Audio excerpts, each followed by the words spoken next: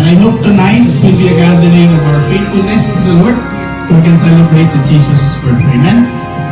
So I hope that we will be strengthened more in our faith, and we'll be having more and more kids roaming around.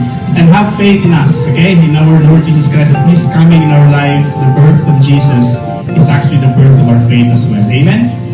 Second is about hope. And I hope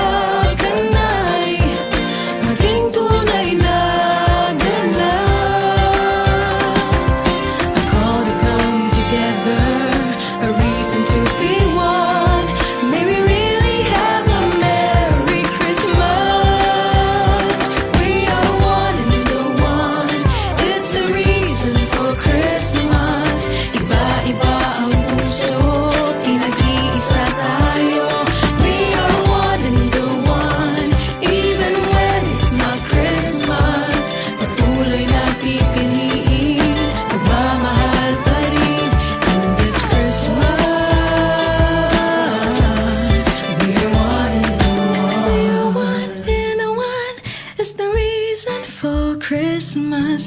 We're one in the one is the reason for Christmas. We're one in the one is the reason for Christmas.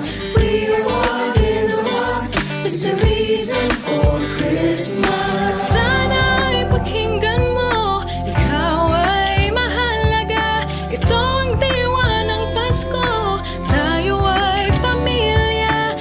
Christ is born in our hearts, a cold and empty manger. Now His word reminds us to love